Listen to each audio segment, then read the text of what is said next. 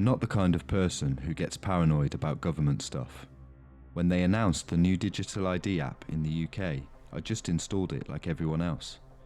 You needed it to prove your identity for trains, banking, NHS appointments, even ordering age-restricted items. No card, no passport, just your phone. It was convenient, at least, that's what I thought. For the first few weeks, it worked fine, until one night, around 2:40 AM, the app updated itself without me opening it. When I checked it in the morning, it didn't just show my information anymore. There were other profiles underneath mine, complete strangers. Full names, addresses, medical records, emergency contacts, employment status, everything. At first, I thought it was a glitch. Maybe the database mixed people up after the update. But I noticed something strange. All the people listed lived within a few miles of me. One of them was a woman who lived on the next street. I recognized her face from passing her at the bus stop. There was a section on her profile called Risk and Status. Under it, it said, Flagged, at risk of disappearance.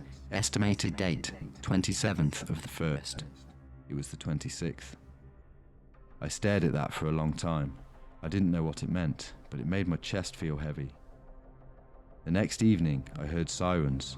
I looked outside and there were police down the street, exactly in front of her house. She had gone missing, just like the app said. That's when I stopped believing it was a glitch. Over the next week, more profiles showed up. Names and faces I didn't know, but all of them were local. Every single one had the same risk and status field, and I watched them disappear one by one. Whenever the app removed a profile, the news would announce it within a day. I tried telling someone. People said I was being paranoid. Even my best friend didn't believe me. But 2 days later, his profile appeared in my app. It listed his live location, his phone model, the code of his building's keypad, things I shouldn't have access to. Under risk and status, it said, Flagged, confirmed removal in progress. I called him. I begged him to stay somewhere else, or with me, or literally anywhere public. He laughed it off. He said the government wouldn't target random people. The next morning, his phone went straight to voicemail. No one has seen him since. I broke. I called the digital ID helpline. When they asked for my ID number, I read it to them. There was a long silence on the phone, uncomfortably long. Then the operator spoke very carefully. Sir, your identity file was deactivated 3 weeks ago. I told him that wasn't possible. I'd been using the app every day. Another silence. Then he said, if you still have access, you're not supposed to exist in the system. I didn't understand. My voice was shaking. I asked him what that meant, and in a whisper, like he was afraid someone would hear him, he said, someone is using your identity as the administrative account. Whoever is removing these people is doing it through you. I hung up. My whole body was shaking. I opened the app. All the other profiles were gone. There was just one now, mine. But the status next to my name wasn't active anymore. It had changed. It now said, Processing removal. Estimated date, pending confirmation. Location, current coordinates locked. Then the screen turned black, and a message appeared in white text. Do not attempt to leave. I heard a car door outside, and then another. Footsteps, slow, deliberate, walking toward my door. I'm upstairs now, typing this on my phone. The footsteps just reached the landing. I don't know who's coming up those stairs, but I know they already know my name, my face, my location, and my ID. And according to the system, I've already been erased. I didn't care much when the UK switched to digital identity verification. It was annoying, sure, constant face scans, voice checks, but everyone said it made things easier. You don't think about how much of your life is tied to your identity until you lose it. And I lost mine in less than 60 seconds. It happened on a Wednesday. I was taking the train home from work, tired, scrolling, not thinking. My phone pinged.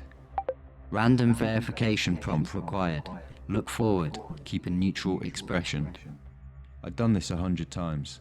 I looked into the camera, it scanned, then the screen flashed red. Not green, not amber, red. Identity integrity failed. Digital status suspended.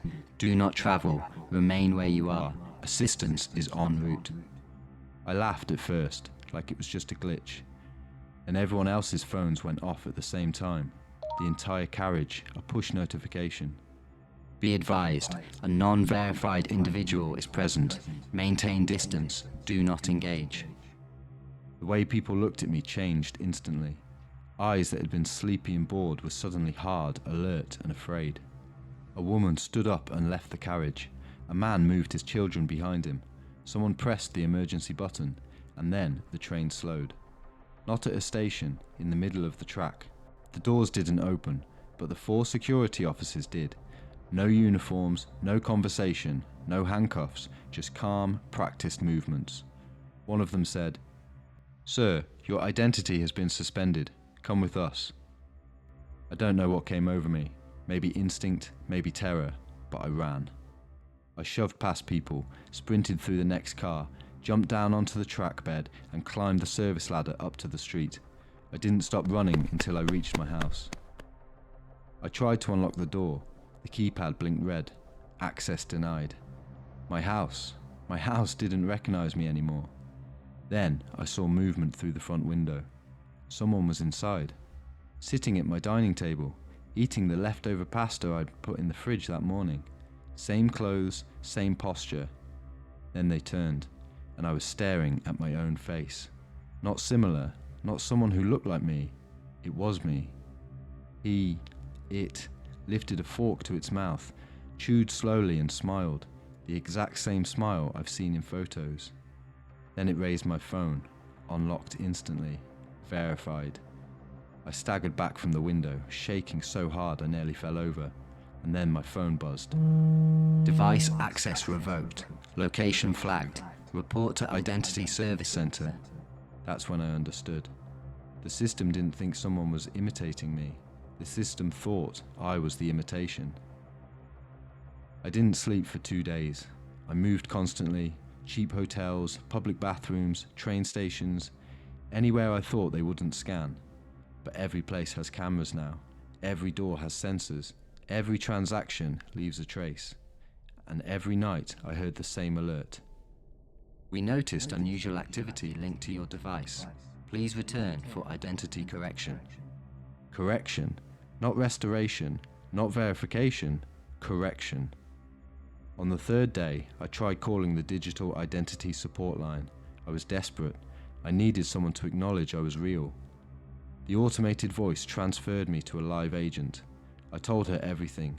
The scan, the train, the house, the replacement. She was silent for a long time. Then she said, "Sir, your identity was reassigned at 1832, the day of the failure." Reassigned? Meaning what? I asked. She chose her words very carefully. Meaning the system identified another individual as the more accurate match for your identity credentials. The more accurate match, I repeated. My voice broke. She continued, "Which means you are now classified as a duplicate copy. Duplicates are not authorized to exist within the system."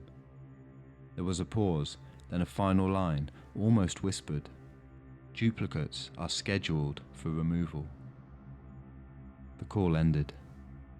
Tonight, while I was hiding behind the bins behind an old closed-down Tesco, my phone pinged one last time. Final notice. Return for biometric deletion.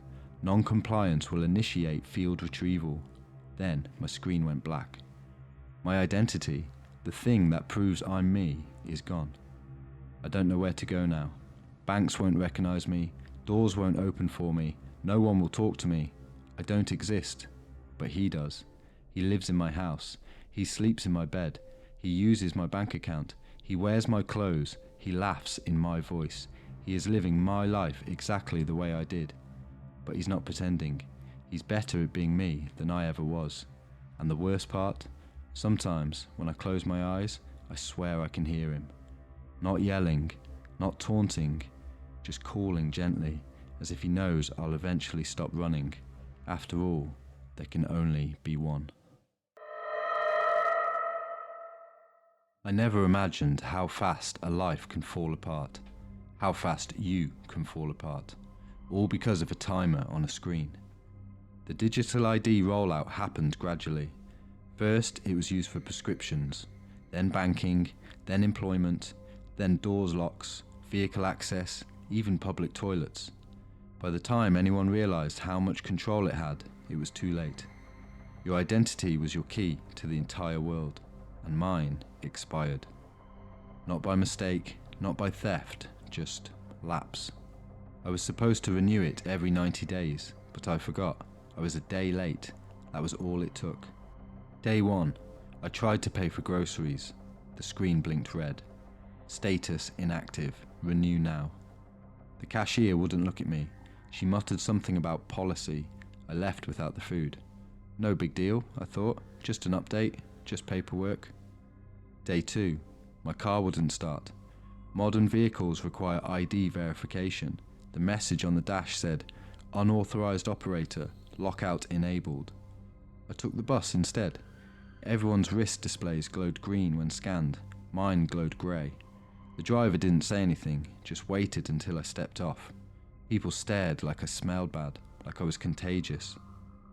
Day 3, I couldn't log into my bank. My employer revoked my work login.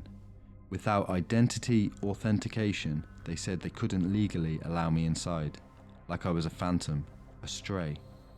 The renewal centre had a 6-week waiting queue. They suggested I just stay with family in the meantime. I don't have any. Day 4, I tried to shop again. You can't even enter a supermarket without ID now. The gate arms wouldn't open.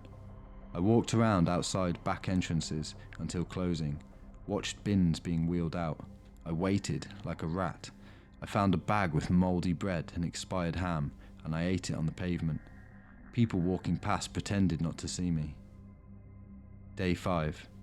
A neighbourhood WhatsApp group circulated my picture. Person with inactive ID seen wandering. Do not open doors. Notify enforcement if approached. Inactive ID. That was the phrase. It felt like diseased, contaminated.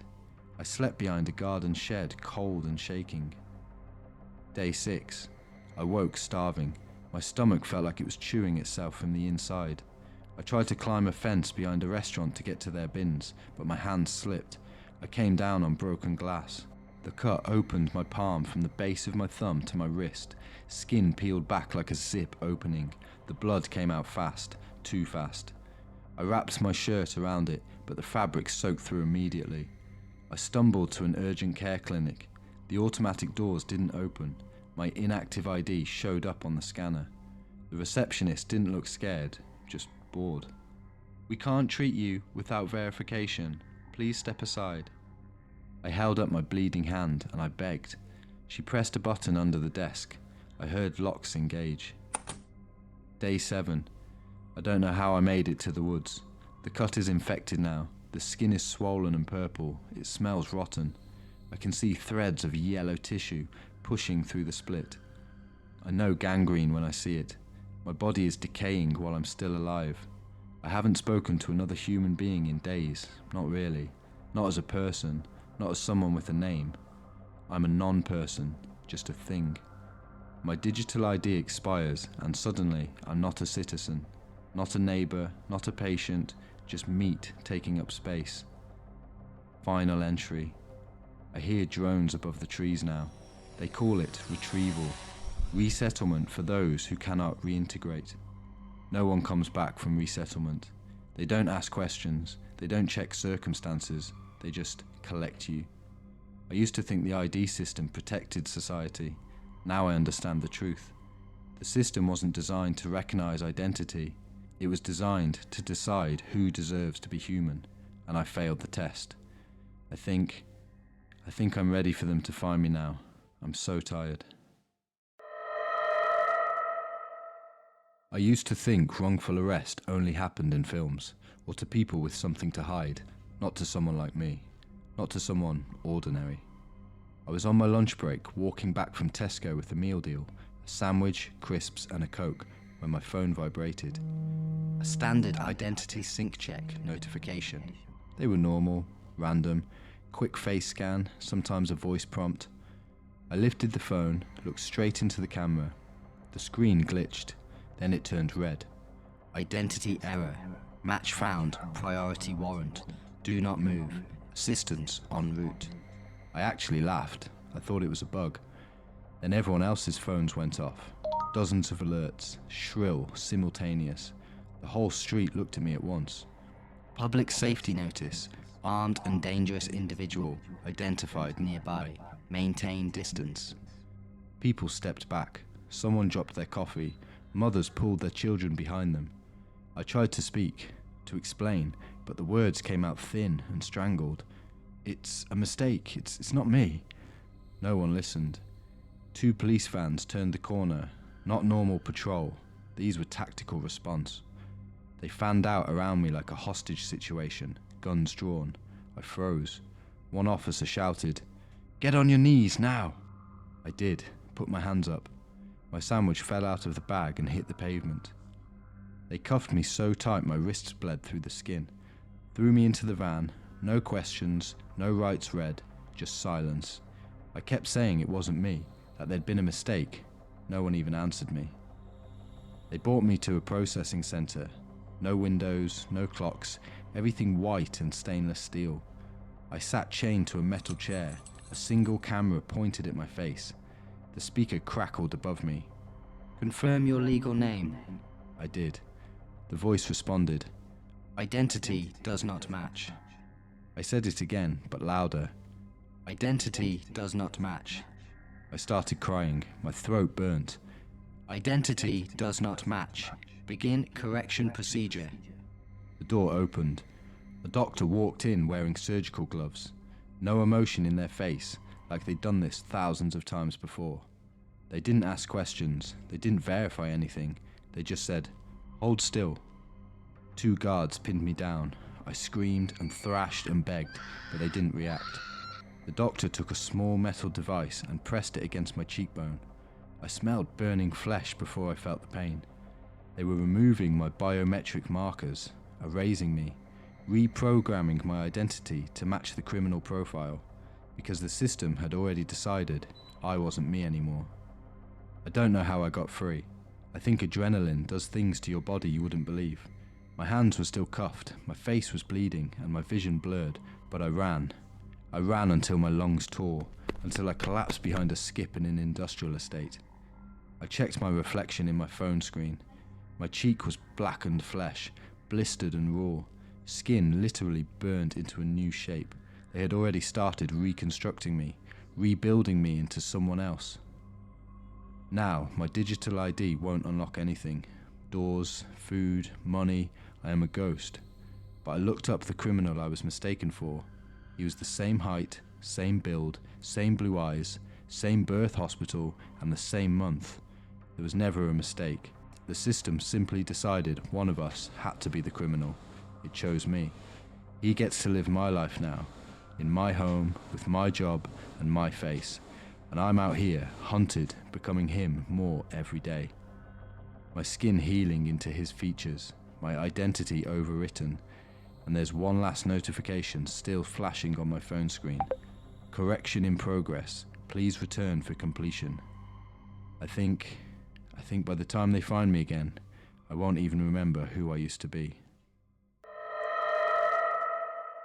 I remember the exact moment my life ended. I was paying for a takeaway coffee at a petrol station on the A46. Just a normal Tuesday morning. The scanner above the counter flashed red. Not the usual payment failed red, a deep pulsing red. The cashier stepped back like I'd pulled out a weapon. My phone buzzed. Digital ID error. Security priority match. Hold position. Authorities notified. I laughed. I actually laughed. I said, "It's just a glitch." That was before the public alert hit the room. Everyone's phones vibrated at once. Wanted individual identified in your vicinity. Extreme violence risk. Do not intervene. Do not approach. The cashier's eyes flooded with fear, and then he locked the doors, not to keep them out, but to keep me in. They thought I was him, the man my ID matched to. I'd never seen his name before that day, but I saw his crimes on the newsfeed. 5 murders, disposals in drainage. He kept trophies. His last confirmed kill was 3 months ago, and they thought I was him. I pounded on the glass, screamed for help. No one came near the building. I saw someone recording me from the forecourt, zooming in, making sure to capture my face. By the time police arrived, they weren't wearing standard uniforms, they wore riot masks. They threw me to the floor so hard my teeth cut into my tongue. Blood filled my mouth before I could speak. I kept trying to explain. Wrong person, wrong ID, wrong everything. But when I opened my mouth, I realized I sounded feral, choked, desperate and guilty. Interrogation wasn't interrogation. It was punishment. There was no room with a table and a lawyer. I was dragged to a concrete room that smelled like bleach and rust. They pinned me to a restraint chair. No one asked any questions. One officer unrolled a plastic sheet under me. Another took out a bone needle. I didn't understand. Well, not at first. Then they wheeled in a tablet screen with my profile on it. Not my profile, it was his. Same height, same hair colour, a blurry mugshot taken from CCTV. You could almost believe it was me.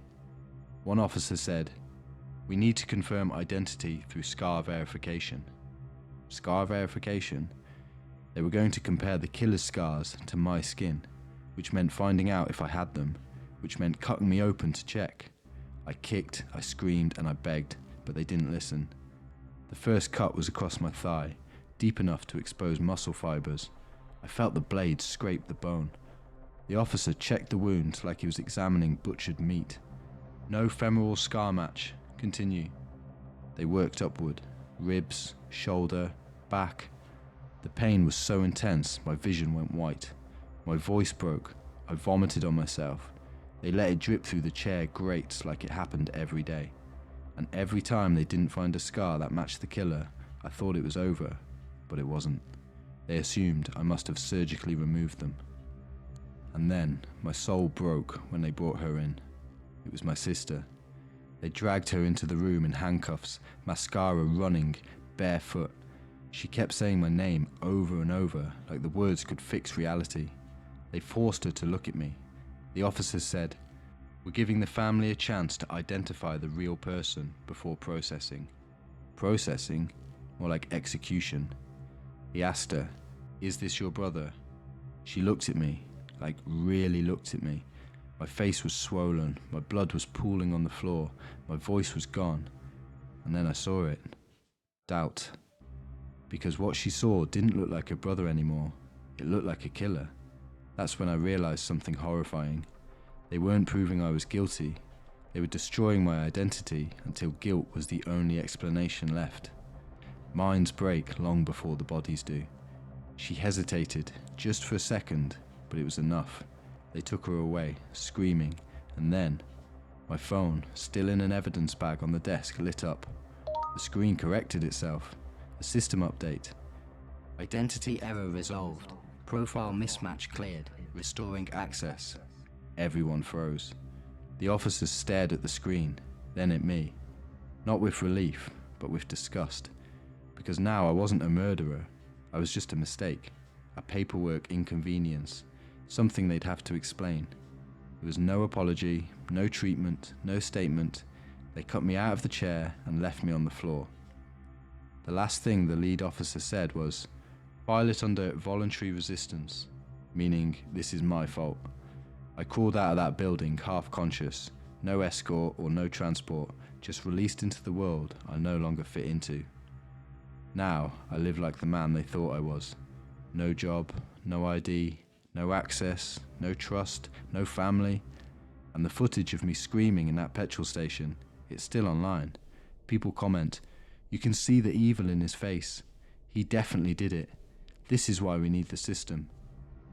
Sometimes I look at my reflection, the stitched gashes, the hollow eyes, the numbness, and I think, maybe the system didn't make a mistake.